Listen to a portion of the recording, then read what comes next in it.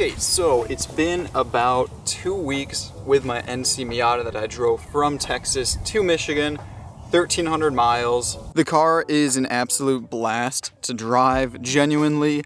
I truly believe Mazda Miata is the best sports car in the entire world. Nobody can change my mind on that. But there are some issues with this one. And you know, despite having these issues, I still love this car. And hey, maybe it wasn't the perfect Miata to buy. I'm just happy to be in one. In this video, we're going to fix some of the Miata's little issues here and there that I've noticed. So did I make the right choice with this specific Miata? I don't know, maybe. I think that it has really good bones underneath. I think that it's been a little bit sort of beaten on and a touch neglected.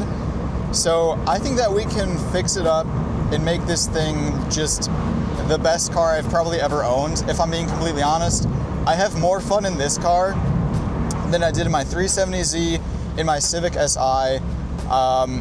Probably not as much as my NB Miata that was turboed, but I don't know. I mean, I've owned this thing for 2 weeks and I already love it, so it's a good sign. Get that heel and toe.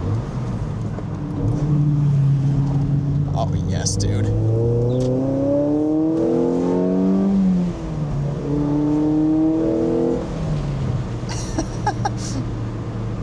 It's so good, man. So I've got the Miata battery on a tender at the moment. I'm going to disconnect his amplifier because I think that is causing a bit of a draw. Previous owner ran a charger down through the grill. I'll be honest, I'm not entirely sure what he was going for there. This is clearly too small of a battery for this car. It's meant for a motorcycle or an ATV, not an entire like 2-liter engine. We'll clean up what he's got going on here and then we'll put everything back together, see if it works. It also looks like maybe this terminal was too loose. So he like wrapped wire around this. There's actual shims that you can get. It'll like size it up. Okay, got the battery shim. It's about $4. Imagine that. Fits on there and it'll make it large enough to fit the terminal over. So I cleaned up this guy's wiring. I'm going to delete the amp. I use the actual battery shim. So that is on. Perfect, it's fine. Removed his weird charger. That's gone. I think he literally just has double-sided tape underneath. That is not good. Don't do that. I am going to order a new battery kit. Temporarily, I'm putting a zip tie basically under this support. It goes down, around, and then I routed it all the way underneath. So once I put this last zip tie on, we'll be able to hold it down at least a little bit more securely to the point where I feel fine driving around the car. There we go. Honestly, it's not too shabby now. So a little update on the battery situation. Will actually gave me his old Shorai battery, which is a lithium ion battery. Should be pretty solid. I think definitely better than the one that's in the car right now. It's got 540 cold cranking amps, so plenty for this car, should be more than enough. This battery is 4.8 pounds. Pretty amazing, honestly. It's very, very light. Obviously, you can get ones that are smaller than this, but I think this should be solid for this car, considering how much I drive it. Let's throw it in.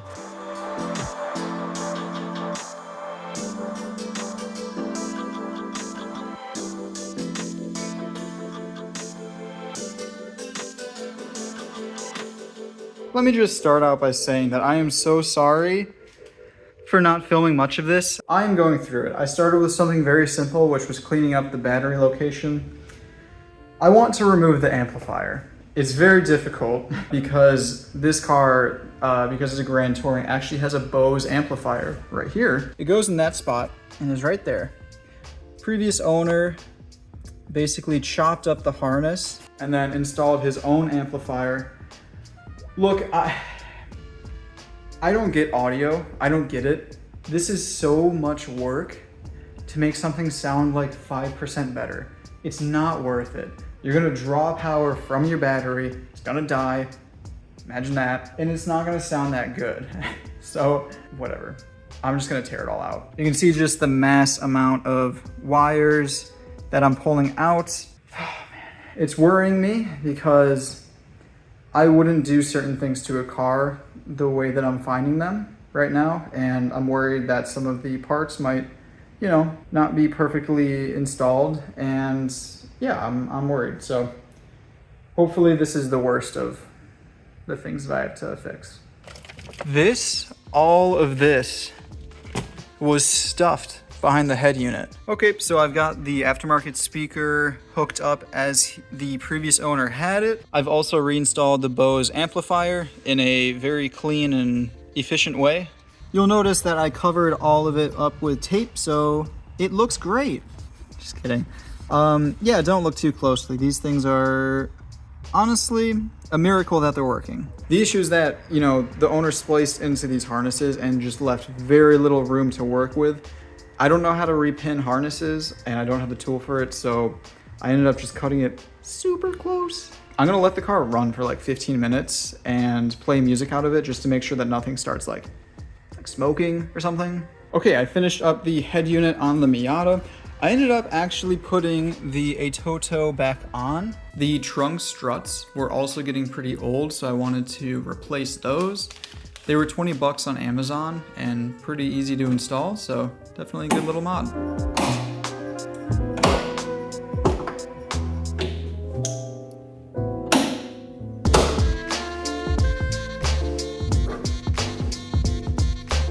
One thing I really want to fix today is the shift knob.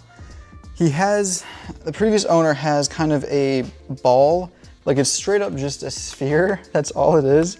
And I don't know, for whatever reason, I'm just not a fan of how that feels. The boot also is completely loose, so I have a solution. I went on Facebook Marketplace and I picked up a pretty good deal. I ended up buying a likewise Nab Pro, and this is a sphere as well, but it has a little tapered edge, which I think is really going to help the way that it feels. This was $30 and it came with the collar and the thread adapter. I think this is like 110 or so new. And again, I got it for $30, so I was kind of stoked to get this. Okay, all right, yeah, okay. From here, I'm going to mess with the boot, so... Oh no, is it connected? Oh, it might be connected. Oh no. Okay, pretty cool. Looks like we have to actually remove the center console to get the shift boot off. So that's lovely. There we go. Okay. There. My God. So, we'll go ahead, zip these guys off. So we've got our boot. We're going to take our likewise little locking collar, turn it inside out. I don't even know if we need that, if I'm being honest. See if this guy fits in without any cutting. No, it doesn't look like it. We'll expand this a little bit, maybe right there. Cool. So now that we got that locking collar halfway through, you know, I can see how it'll look eventually. We're gonna go ahead and we're gonna throw a zip tie on the inside of this just to hold the shift boot in. Make it nice and snug. Nice. After throwing a zip tie on, we've got this nice little collar. We've got our adapter that we can just spin on by hand, and we'll crank her down. We'll take our new shift knob, throw this guy in. So here's where I'm at. It's not level. The logo is kind of slanted that way. That's fine. I'm not worried about that yet. I do not like this collar. It's got a very pointy end right there, and I kind of feel it when I'm like shifting around. The shift knob itself is great. It has a lot of extra weight, which really helps to get in gear, especially second to third was always very notchy. Now it feels a lot smoother, so that's really great. I'm not in love with that, so I think I might leave it off for now and then maybe get a new one in the future. Overall, for 30 bucks, this was a really great upgrade. I think it feels loads better. I think it looks better. Definitely very solid. So the next thing that I have to do is program my mirror. Because this is a Grand Touring, it actually has this really nice mirror which has garage controls as well as a dimmer. The 370Z was the first car that I had with that feature. It's kind of honestly amazing. It's like all lifted trucks and SUVs near me. So having an auto dimming mirror is kind of dope. Okay, I read in the directions that you are supposed to power off the garage door opener itself.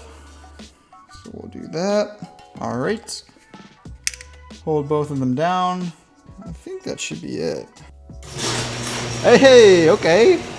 Nice. That is honestly pretty great. Underrated feature for sure. One other minor issue is that I think there's some wind noise coming from the door.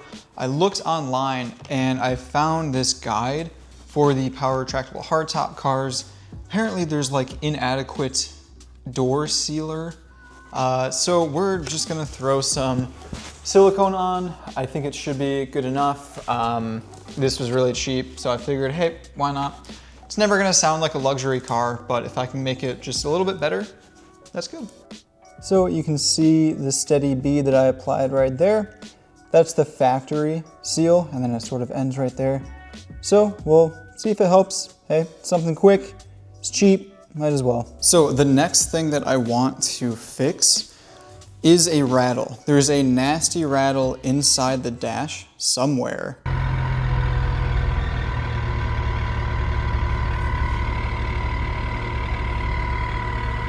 I'm thinking maybe it's something to do with the head unit, so I'm gonna just pull the head unit out, start up the car, see if there's a rattle. Okay, I have the Atoto head unit out. I'm going to start up the car, see if anything rattles.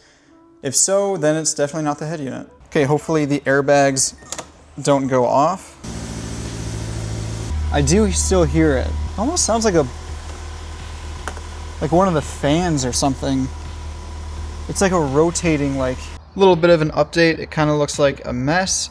Took out the glove box, checked around that area, nothing there. I have the head unit out, nothing with the head unit. I removed everything. I'm honestly not 100% sure what it could be. I even took off shifter rod, I don't know. Took that off, checked around there. I actually have to refill the fluid because it looks pretty dry in there. That's whatever, I was gonna do that anyway. I started looking down here. If you listen closely, it really is coming like right behind where the head unit would go.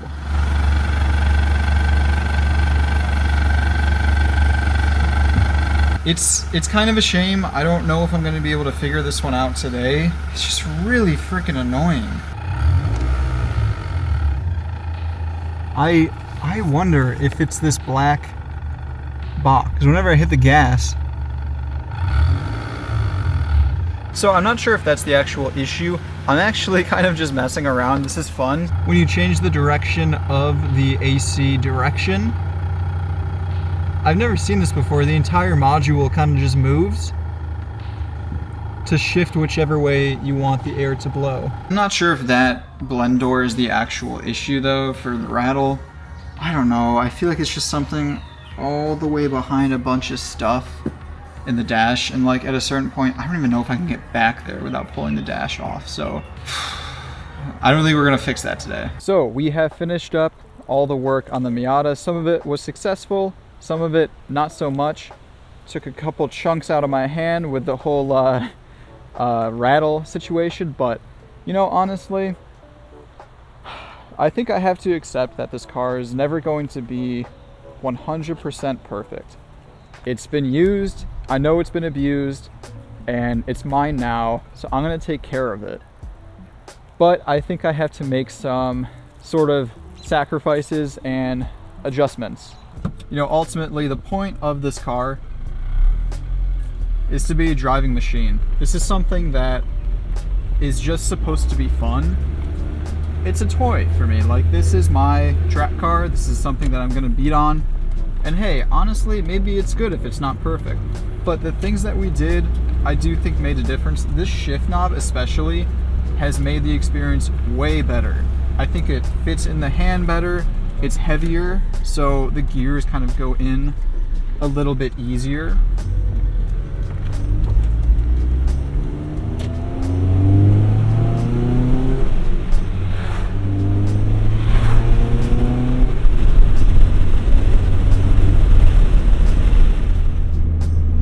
To me, even though this car has some issues here and there, I think overall, I am still really happy with an NC Miata. I know this is the car for me, 100%.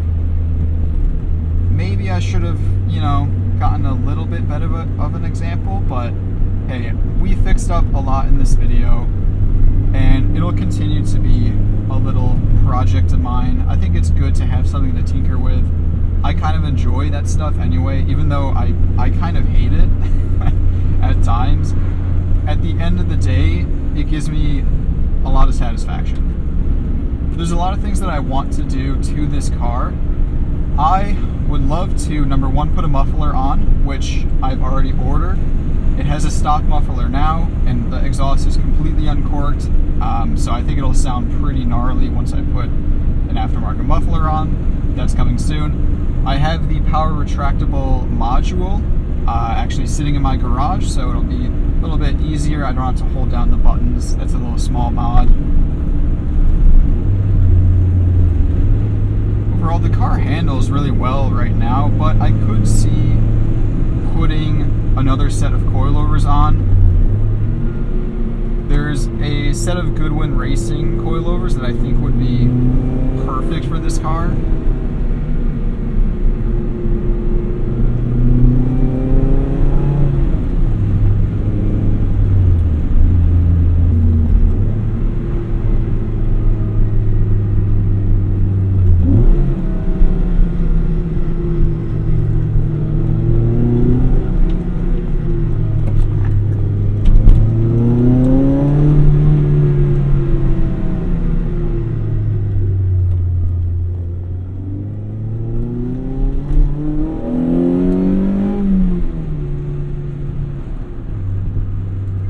Good little car. We got a battery that works. We don't have like insane amounts of amplifiers and speakers in the car anymore. We've got a nice shift knob. Yeah, we got the rattle still, but hey, this right here is what it's about. Just get on a good road and just have fun. And you know what? The best part of this car is top-down experience.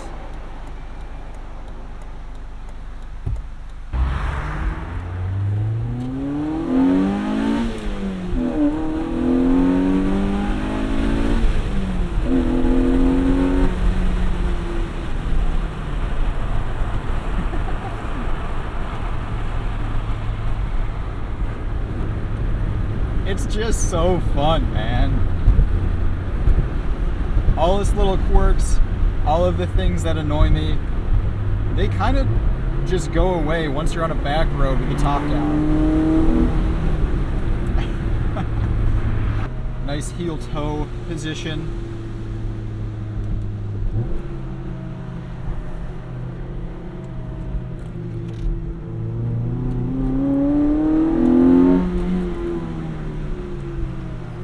Alright, I want to thank you guys for watching. This car is getting there. We're going to make it better. We're going to have a lot of fun with it. And thank you for watching.